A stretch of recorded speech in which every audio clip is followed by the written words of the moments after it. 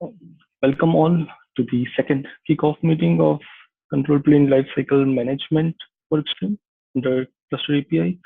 And last time we discussed that after going through the initial set of points, we decided that we should probably start with three main proposals that how can we basically manage the control planes in different ways. So today I could quickly draft a proposal on one of the approaches. So first of all, what were the three approaches? So one approach was that how can we host the control plane on a management cluster? So control planes are hosted on the management cluster was one approach. And other approach is what we are doing right now, where we have the dedicated master machines. So the control planes are hosted on this dedicated master machines always. And the third approach was that we wanted to check the possibility that if it's possible that via cluster API, we can also make use of the managed Kubernetes services. For example, the cluster API controller can talk to GKE, EKS, and so on, and we can order the control planes from there. And then we manage the rest of the stack. So out of these three proposals, I have already provided a link in the document to the first proposal, which is basically for the control plane hosted on the management cluster. So if you guys have any other agenda items or something, please feel free to add already. And if that's not the case, I can quickly go through the proposal that I have drafted with the initial thoughts, and then we can probably work on it and get some suggestions, comments, and complete it as necessary.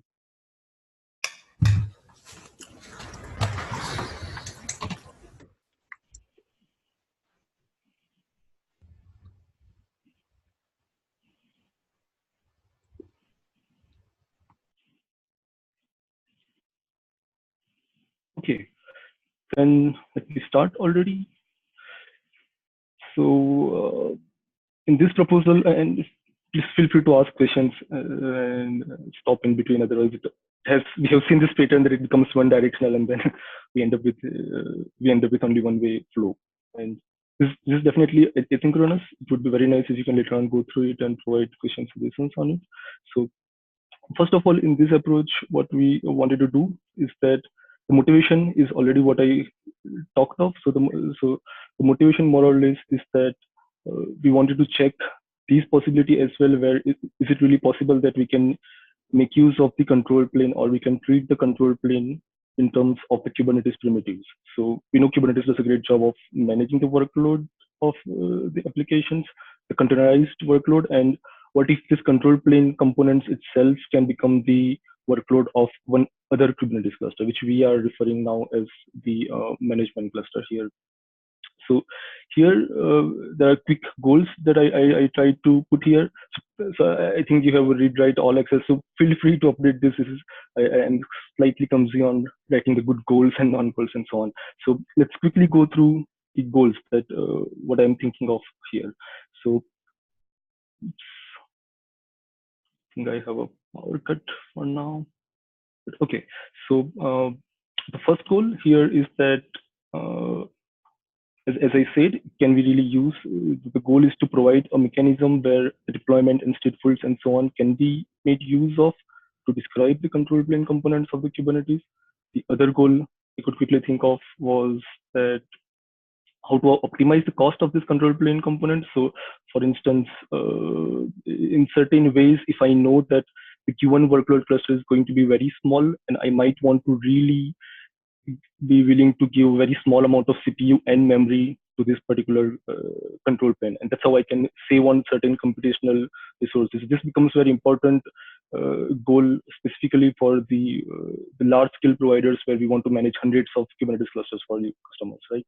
So that's one of the goal here. Then in terms of the availability of the control plane, so here I wanted to put it in a way that we should be able to, if not highly available, but we should be able to provide a mechanism where the control plane pods are least affected in the scenarios or disruptions where the given machine restarts happen and so on.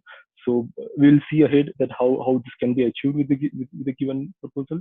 Then the third, the fourth goal is little interesting. So here this is actually very important in cases where the providers are intentionally willing to not offer the control plane of the workload cluster to the end users. So, for example, GKE kind of experience where you basically you are talking to the API server, but when you do the get codes, you probably don't see there is your scheduler running, your controller manager running, and so on. So this becomes very, very interesting, specifically when the admin of the multi-cluster, operator of the multi-cluster, or the admin of the multi-cluster is essentially willing to offer better, basically willing to offer the reliable offerings. So where users should not just go ahead and try to mess with the controller manager or the scheduler and so on. So we can hide certain things.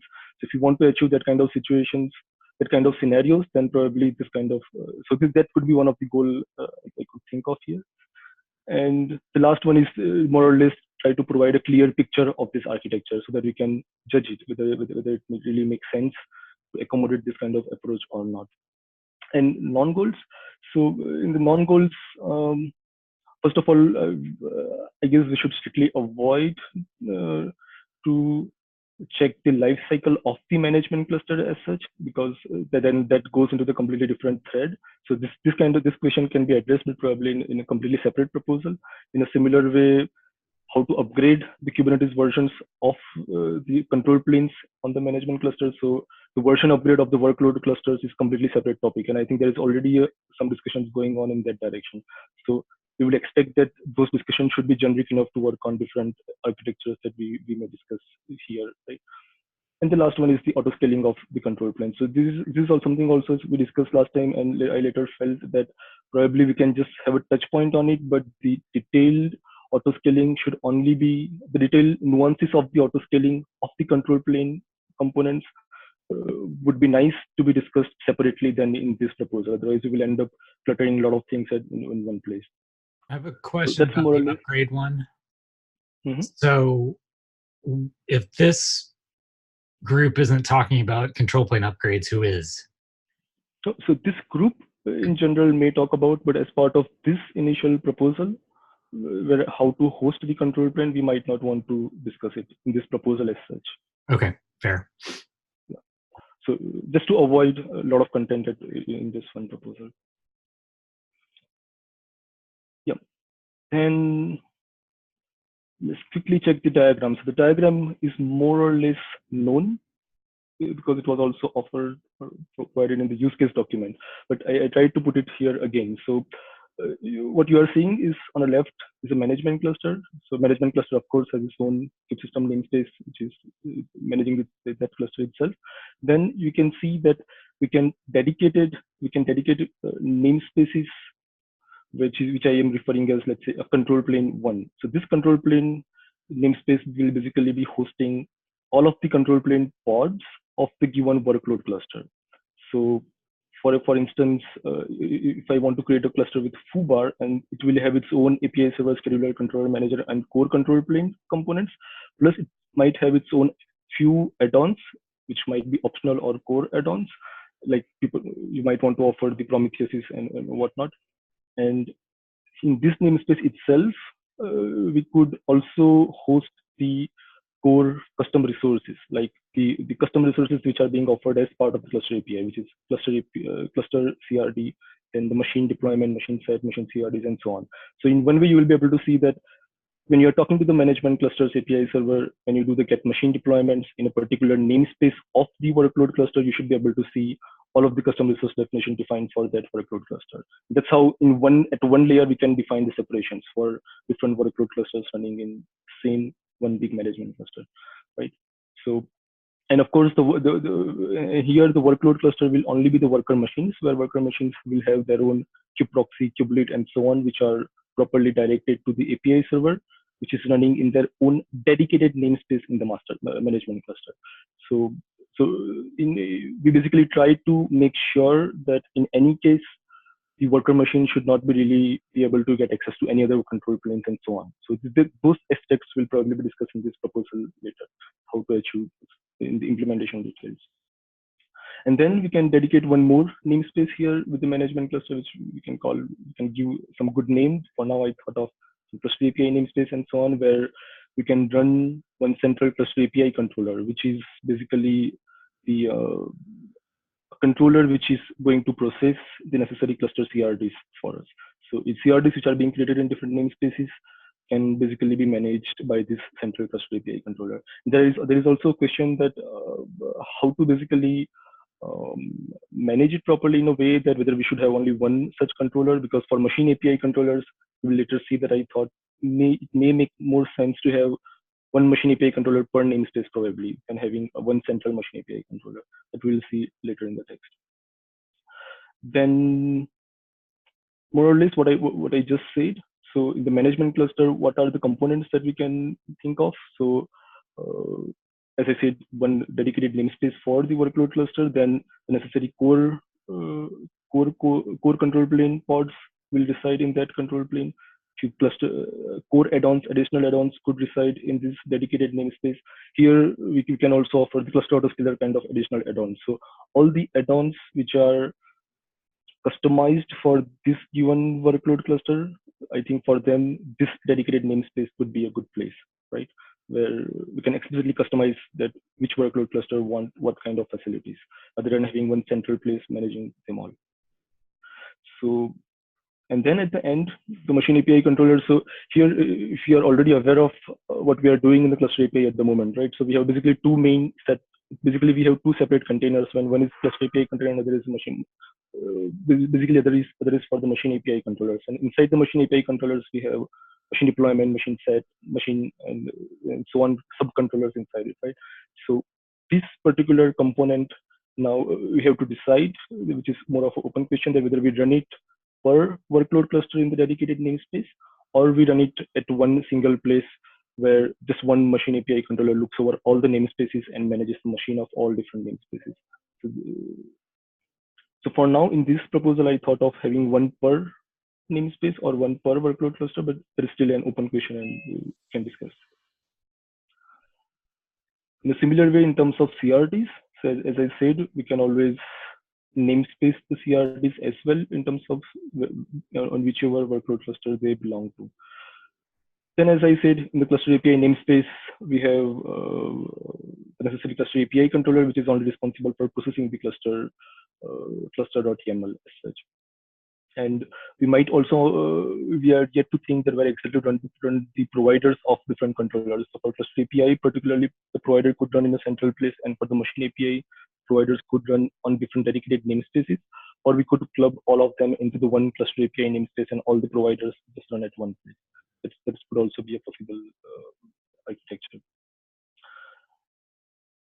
Then on the workload cluster, so this basically is important only when the user is talking to the API server of the workload cluster. And here we see that when you do a get pods on the kube system, you should still be able to see few kube system related pods. For example, you still might want to deploy certain rest of the important control plane related pods on the user space. So kube proxy there is no way, but we have to deploy it on the machines, on the worker machines, and the core DNS or any of the DNSs or CNI, CSI ingress controllers could be deployed on the user space where the real worker machines are deployed on the real worker machines, basically.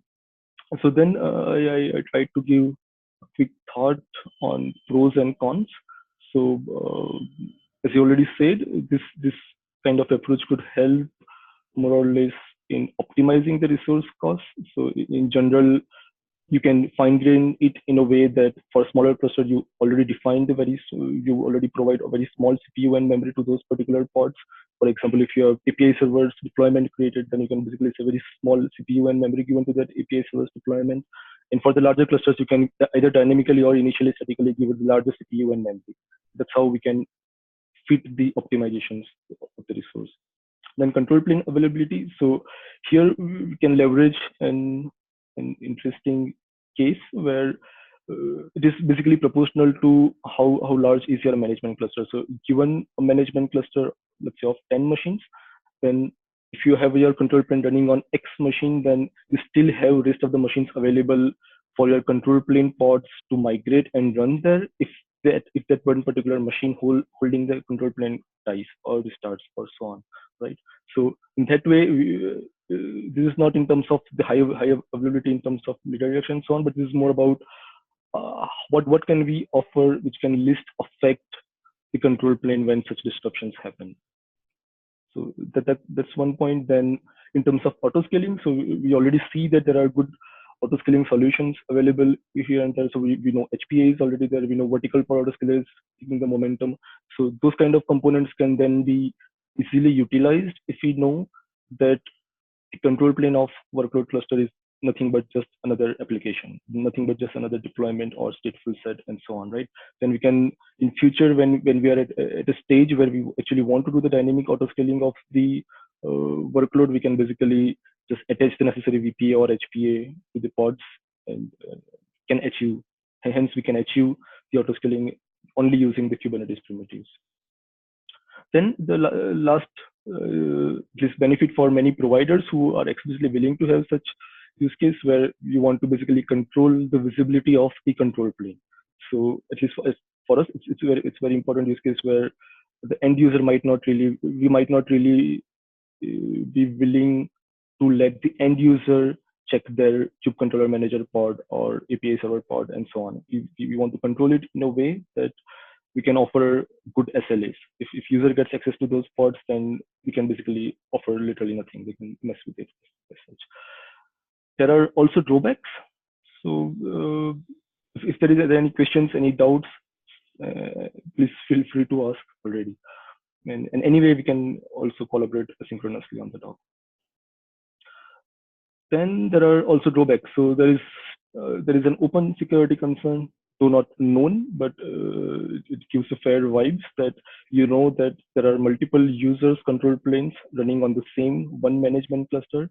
So there could be a fair questions coming that is it ever possible that one user can really get access to the other users pods or the other users content? That is a fair concern. We can see it as the one drawback.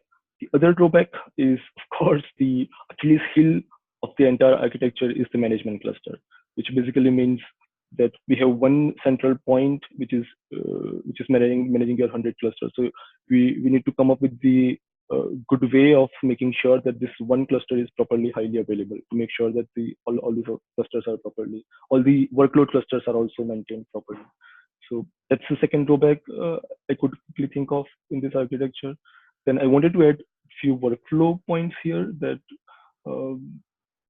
when we really deploy the workload cluster, what are the steps, what are the necessary steps we should probably think of, or when we try to delete it, what are the steps we should think of, and are there really nuances there while deploying or deleting the clusters where we get the better clarity? But that's still open. I'm yet to work on it, and it will be nice if someone else can also put thoughts here.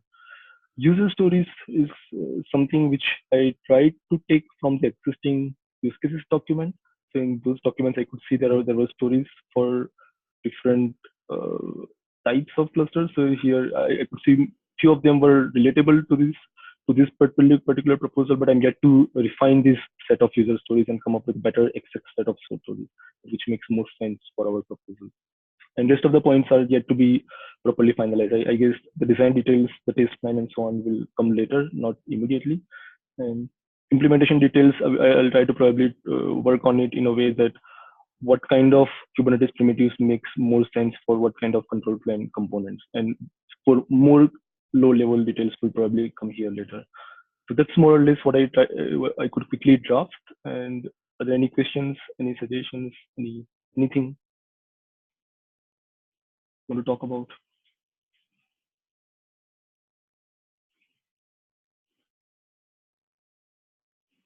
Is making or having a highly available management cluster, is that really in scope for for cluster API?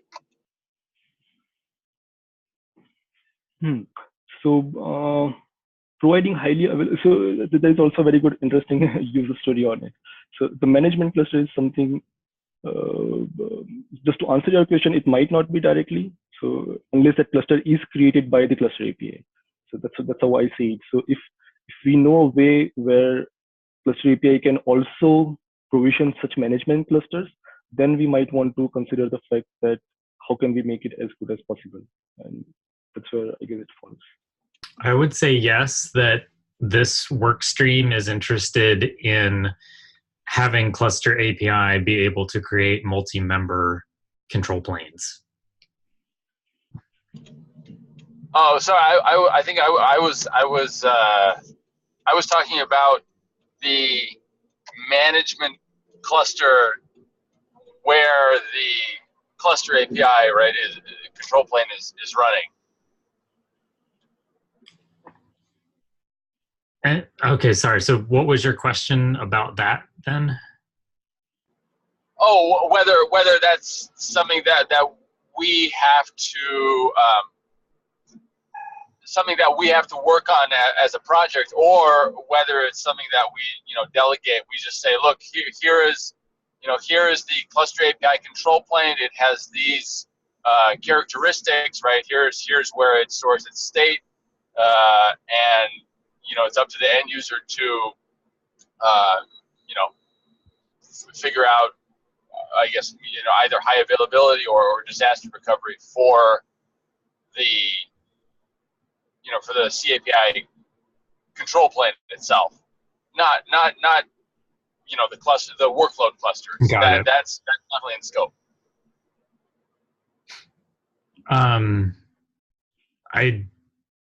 I think trying to accommodate multiple instances of control plane, or sorry, cluster API controllers and whatnot would be nice, but it's not the purview of this work stream.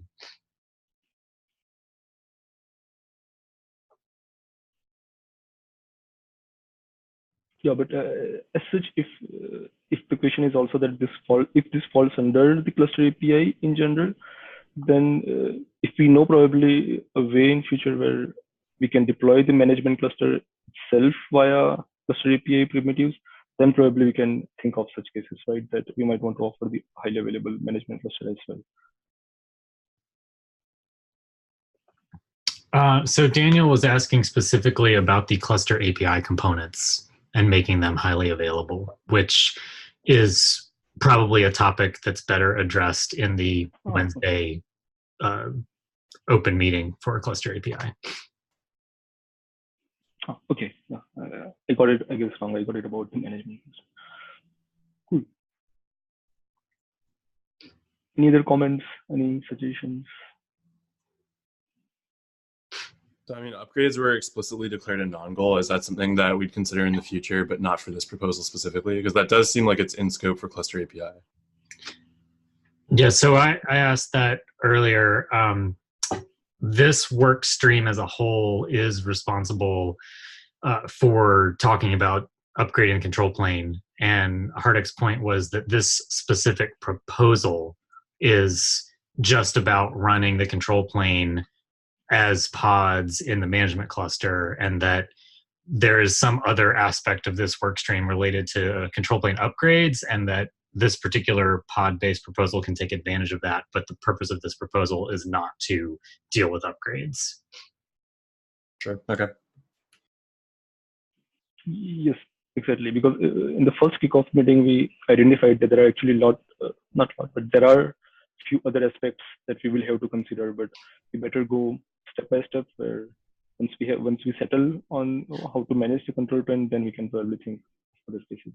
I mean, Andy, I did hear that original question as well. I think part of the reason for asking is that I've heard upgrade come up in a couple different contexts in cluster API meetings, and it's kind of just been persistently punted to the next thing, kind of. And I understand there's definitely a desire for some foundation before upgrade is really hammered out.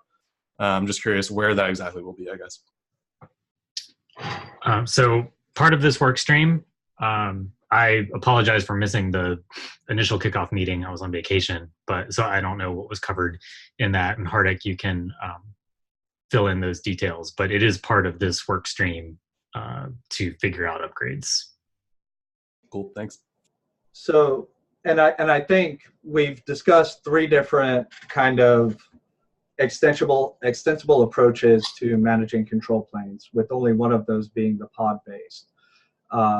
And the other two being the machine-based and the managed Kubernetes provider. In each of those cases, upgrade looks considerably different. So while Hardick's proposal currently doesn't address upgrades, before we accept any particular kind of proposal for implementations of control planes, we would also need to have an equivalent, either an equivalent upgrade proposal, or the proposal would have to be extended to also include upgrades as well. And I know I have an outstanding action item to start proposals for the other two proposed control plane implementations as well. And for each of those, I'll probably attempt to at least capture high-level topics around upgrades in those proposals. And one other thing to add about upgrades is Jason did start a public document that I can go get the link, or Jason can get the link, and we can share it. We've shared it in Slack before. Yeah, I think you mentioned that actually. About orchestrating upgrades. We also are working on open sourcing a stopgap repository for doing upgrades for providers that work with our upgrade tool in terms of prerequisites. That right now we're planning on having it work with the AWS provider, and we would certainly love to have community feedback and kick the tires and whatnot. We're just doing some cleanup on the repo, and then we'll get it open sourced. And it's not done yet, but the other day I was able to point it at an AWS cluster and have it add a new control plane node that was for a minor version upgrade, so 113 to 114. And with a little bit of elbow grease, it worked. But the long-term goal for us is to throw that repository away, but take the ideas and some of the code and try and get it into whatever this shapes up as for a standard upgrade approach.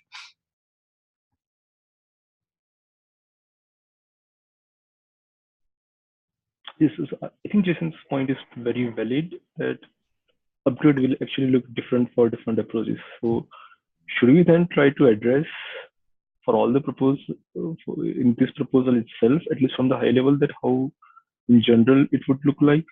Or do you have any thoughts? So a lot of the mechanics are similar in terms, like the functional things that you need to do, or the logical things. So it's like, I need a new member for, if I'm doing a minor version upgrade or even a patch upgrade, like I need a new entity that represents running control plane containers, which could be in pods, could be pod only, or pods on machines. So, I mean, maybe we need to design some generic concepts around the steps in the workflow, and then see if we can have a machine-based implementation versus a pod-based implementation. So I don't necessarily know if I agree with that approach, Andy, because for example, for the machine-based approach, we would have to do a lot of orchestration. However, for the pod-based approach, we could leverage Kubernetes deployments to handle that kind of orchestration implicitly and give us the ability to roll back using that mechanism. So while I think there are some, like, if you break it down into like the individual component pieces, I agree that a lot of the steps are similar, but I think if you look at kind of the high level way that we would control the pieces, they differ enough that I don't think we can genericize between like a machine-based approach, a pod-based approach, and particularly a managed service provider-based approach. Okay.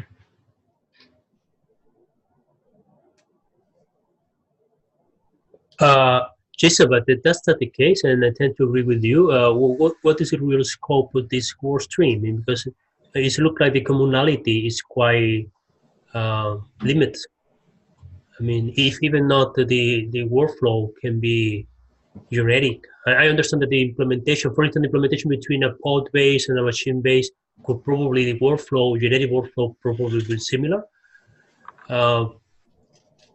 But if we introduce other models and that workflow is no longer common, what is going to be common? I mean, what is the scope of this?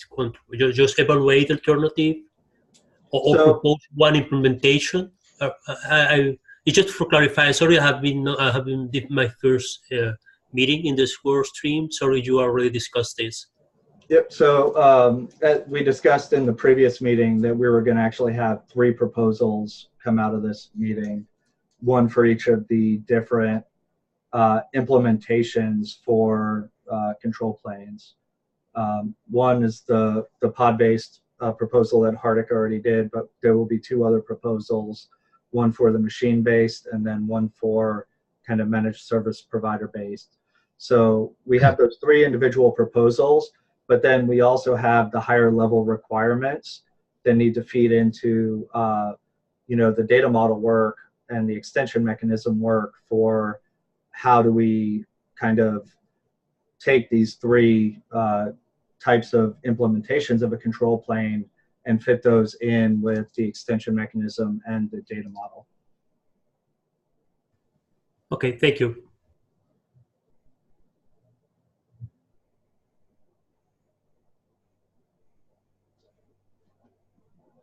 Okay.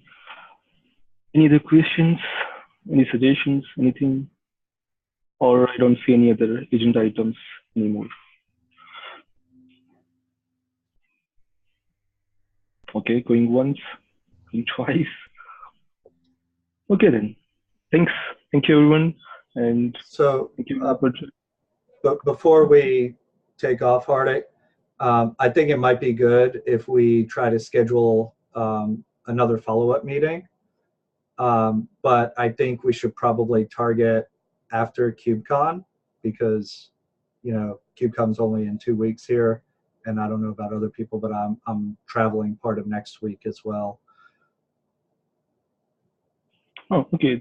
That makes sense. We can have a follow-up meeting after the KubeCon, and that also brings a nice point which I completely forgot. So I guess we also wanted to discuss that what should be the probable deadlines for the work we are doing. I think this was raised in the last cluster API meeting, right? That each work stream has to decide the tentative milestones and deadlines and so on. So this is something I haven't thought it through, but are there any suggestions from anyone? How should we target it? Or how can we make it align with the actual releases of the cluster API or something? Or should it be completely independent? Well, we don't have any release dates for any future releases of cluster API. So the work streams and their deadlines are in the driver's seat here at this point. Just looking at the calendar, today's May 7th. We have the rest of this week and next week pre-KubeCon. The week of the 20th is KubeCon. There's another week in May afterwards. So like if you said like a month from now, I'm just looking at the calendar, June 7th would be Friday, which is 2 full weeks after KubeCon.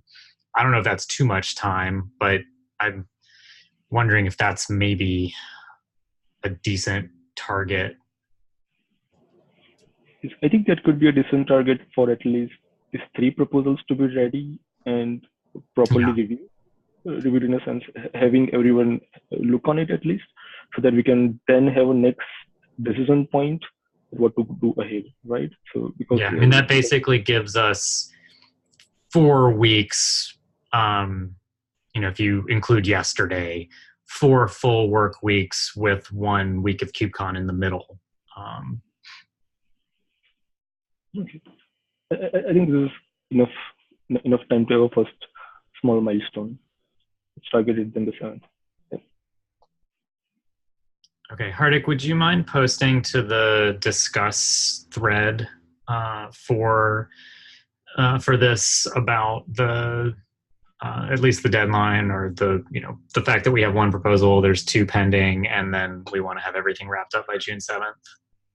Yes, sure. I'll do that. Thanks. Okay, cool. Anything else? Else you can close the meeting. We are quite ahead of time. And okay, everyone. Thank you. Thank you for joining. Thanks. Have a nice Thanks, day. Hardik. Bye bye. Bye. Right.